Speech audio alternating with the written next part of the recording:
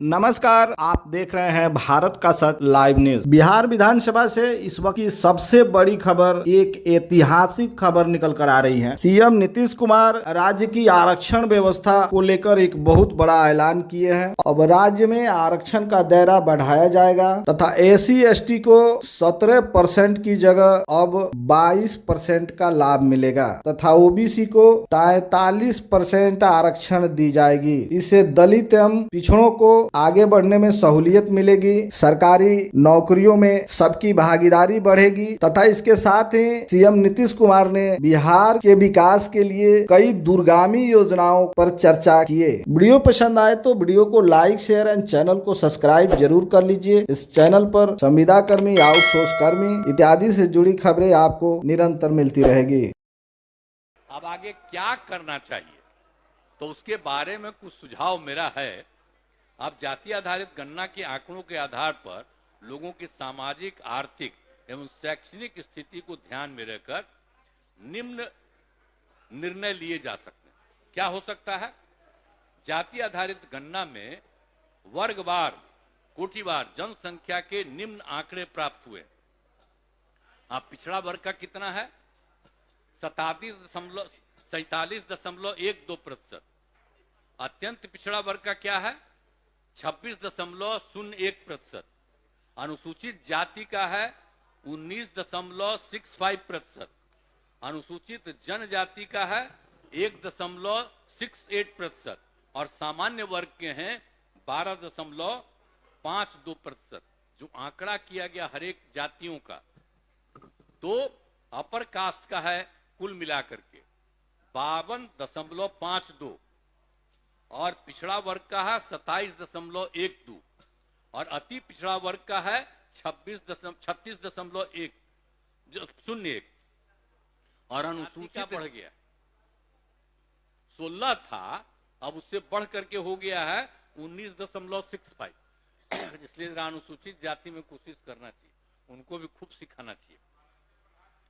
और अनुसूचित जनजाति तो पहले था 1 से कम, उसमें हम उसको शामिल कर दिए थे ना, तो 1 के आसपास हो गया था, तब वो हो गया है 1.68%।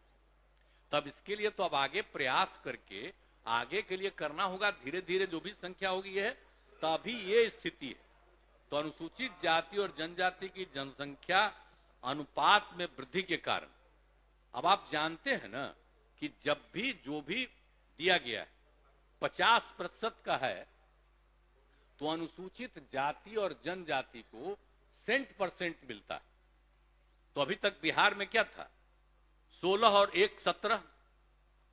तो अब चूंकि संख्या बढ़ गई है 19.65, तो ये 19.5 से आगे है, तो अनुसूचित जाति को 20 करना पड़ेगा। अनुसूचित जनजाति का 1.68 है, तो उसको 2 करना पड़ेगा, तो 22% देना पड़ेगा 17 की जगह पर।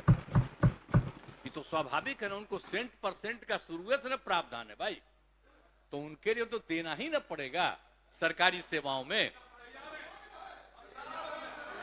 बेटे ठीक है, अरे धन्यवाद। सुन बेटे आप स्थान ग्रहण कीजिए, बैठिए। अरे अभी आगे वाला एक बोलने मिनट, दीजिए, अरे बोलने प्लीज, दीजिए, अरे इसके बोलने बाद कहिएगा, हम सुन रहे। अरे पहले सुन लीजिए ना प्लीज, अरे सुन लीजिए ना। ठीक है, बैठिए ना, बैठिए ना। अरे हम तो आपको बता दे रहे हैं। तो ये हो जाएगा अनुसूचित जाति का 20% और अनुसूचित जनजाति का हो जाएगा 2%। तो पिछड़े वर्ग की महिलाओं के लिए पूर्व से प्रावधानित 3% आरक्षण को पिछड़े और अति पिछड़ों के आरक्षण में समाहित किया जा सकता है। तब उसकी कोई आवश्यकता नहीं है। अब तो हम 35% दे दिए हैं, तो उसके लिए क्या जरूरत है उनको 3% कहीं करने का? पिछड़ा कोई आवश्यक है नहीं, उसको अब छोड़ देना चाहिए। वो तो दे ही रहे हैं हम लोग 35%, पूरे बिहार में दे रहे हैं हर जगह महिलाओं को, इसलिए उसकी कोई आवश्यकता नहीं है। लेकिन अगर आप अब 50 में 22 हटेगा तो मात्र 28% न बचा पिछड़ा और अति पिछड़ा के लिए। संख्या कितनी हो गई जरा तो देख ही ना लिए हैं, कितना हो गया? 63%। दोनों को मिला करके जो हुआ है उसके हिसाब से 63% उनकी संख्या, और कुल मिलाकर के आप समझ लीजिए तो अब उसको कितना बचा, 28% न बचा। और अपर कास्ट में तो आप जानते हैं कि अभी 2 साल पहले केंद्र सरकार में किया कि उनके पिछड़ेपन को 10% करेंगे, तो हम लोगों ने तुरंत स्वीकार किया और 10% हम लोग भी यहां कर रहे हैं। तो 50% है अनुसूचित जाति अनुसूचित जनजाति का 60%, और बाकी जो पिछड़ा अति पिछड़ा का है उसमें जो बचा है वो, और फिर अब केंद्र ने 50 के अलावे 10 किया, उसको स्वीकार किया गया, तब तो अपर कास्ट में 10%। तब अपर कास्ट का आप देखिएगा तो आपको संख्या का पता चलेगा कि अपर कास्ट में कितनी संख्या हो जाती है। तो अभी जो है कि 28% बचा है, तो इसीलिए अब जो कुछ भी है आर्थिक आधार पर 10% आरक्षण दिया गया, तो उनकी जनसंख्या अनुपात के आलोक में लगभग 65-64% है, जो बता दिए अभी आपको।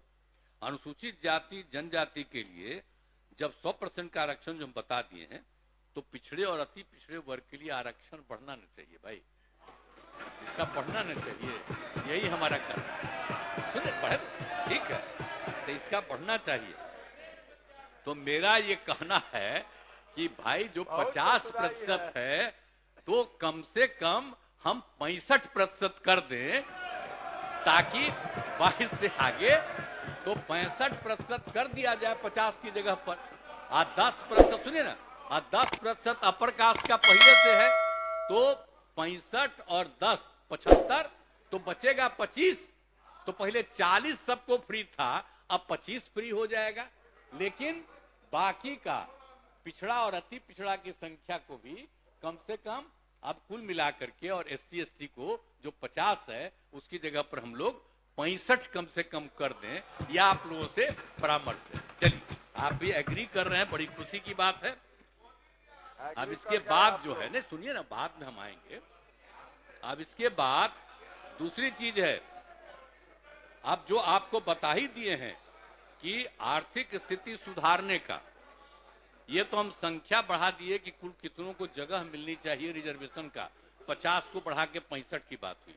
आप आर्थिक स्थिति की बात ही आप लोग किए ना है, तो उसके बारे में भी चर्चा कर देना चाहते हैं कि आप समझ लीजिए 65 पहले ही बता दिए हैं, 25.09% सामान्य वर्ग के हैं, 33.16% पिछड़ा वर्ग के, और 33.58% अति पिछड़ा वर्ग के, और 42.93% अनुसूचित जाति तथा 42.70% अनुसूचित जाति वर्ग के लोग गरीब हैं, हम पहले ही बता दिए हैं।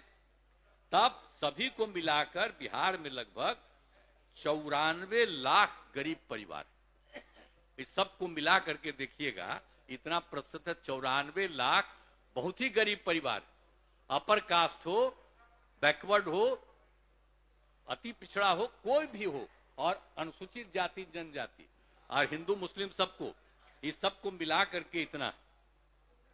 तो शुरू से ही विकास में अनेक कार्यक्रम सफलतापूर्वक चलाए जा रहे हैं। अब विशेष योजनाओं का काम चल रहा है।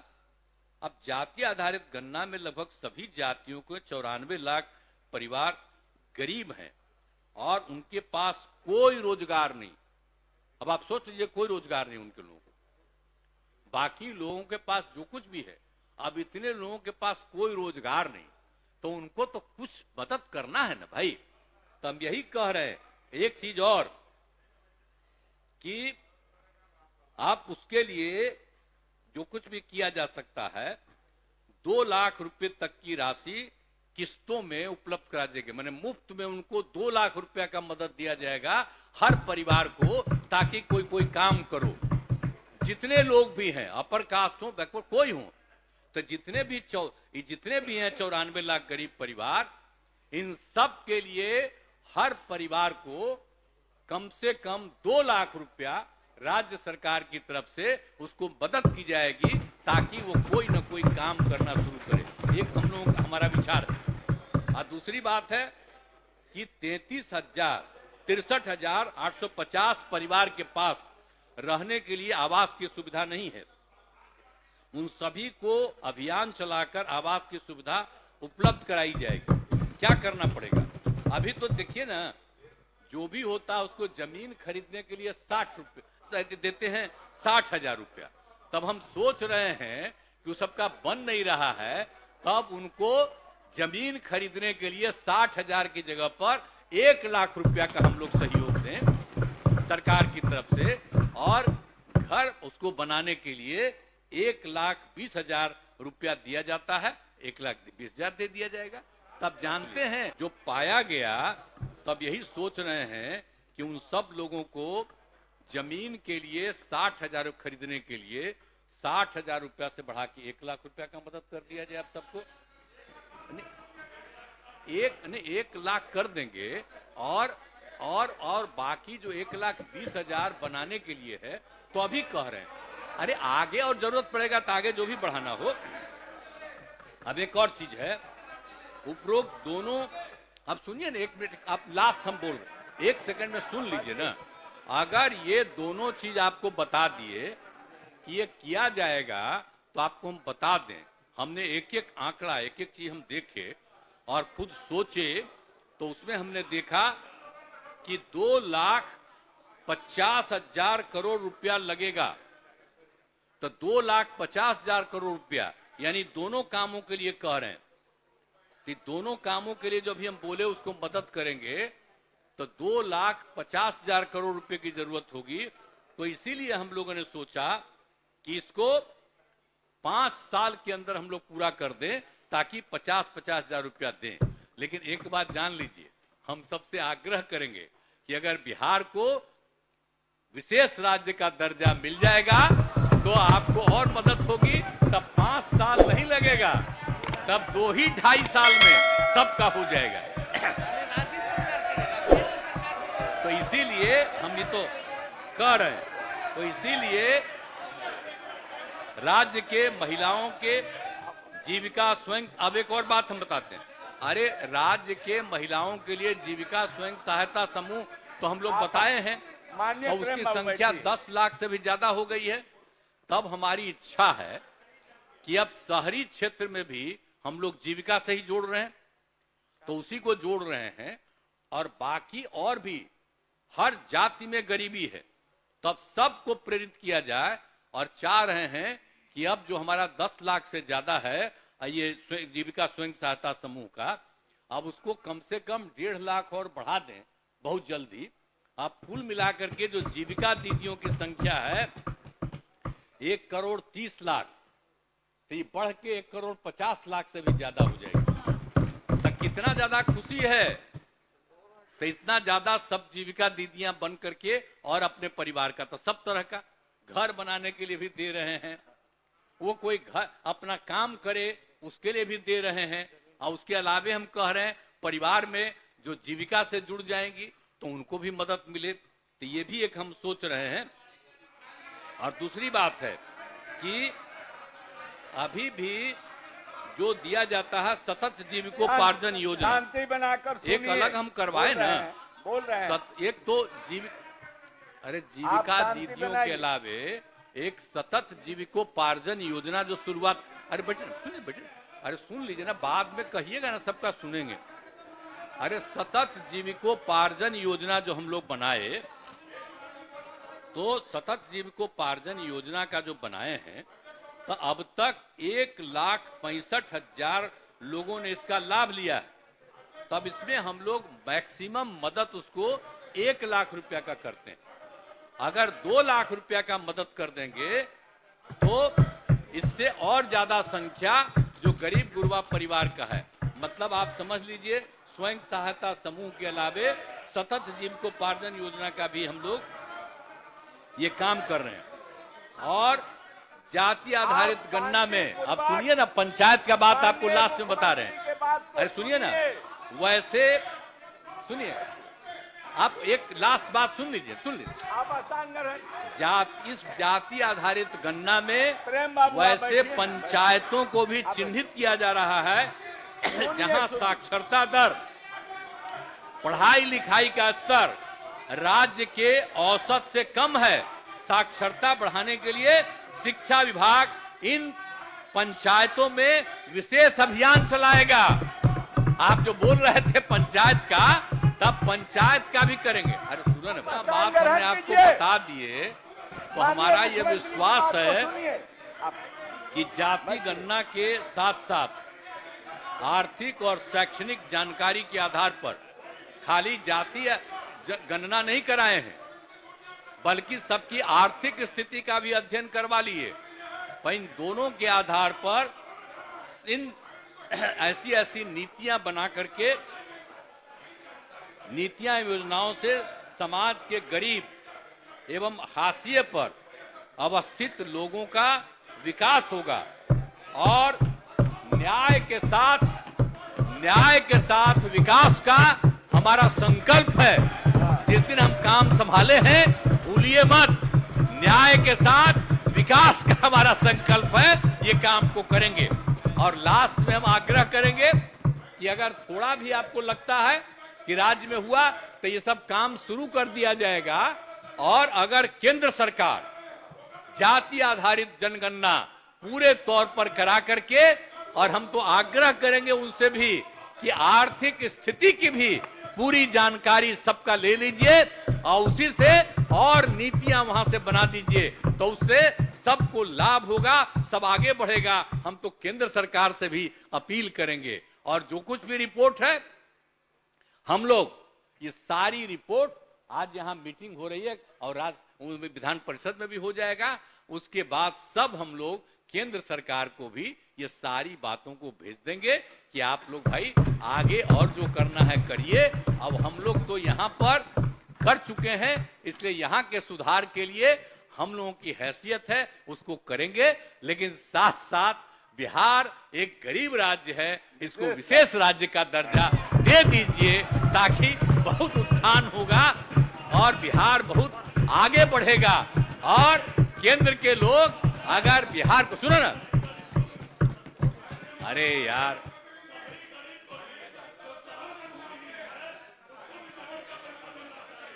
ठीक है, अरे सबको मिलना चाहिए। अरे ये ठीक है, आप बोल दिए, अब स्थान ग्रहण कीजिए सरावगी जी। अरे आप अभी कह तो दिए, बैठ कीजिए, कह रहे हैं कि सुनिए ना, हमारी बात है कि अगर हम लोग जो करना शुरू कर, सुनो ना भाई, बतवा सुन लो, खाली बोल कह रहा, कितना बार घर वापस जाते हैं, खाला बार बार बोल रहे हैं आप, सुन न लीजिए। यही चल से बोलना पड़ता है आपको कि हम कुछ बोलेंगे, हम मीडिया वाला लिखेगा तो कम से कम दिल्ली वाला आपको भी इज्जत देगा। छोड़िए ना, बेमतलब की बात है, हम तो आप ही की इज्जत दे रहे हैं। हम तो कह रहे हैं कि जो बिहार कर देगा, अगर केंद्र सरकार इसको इसी तरह से कर देगा तो उनको कितना फायदा हो जाएगा। और हम लोग तो पूरे राज्य में इस काम को शुरू कर देंगे। और इसके लिए जो भी कानून और जो भी लाना होगा, वो भी आपको इसी सत्र में पेश कर दिया जाएगा। इन्हीं शब्दों के साथ आप सबको मैं बधाई देता हूं कि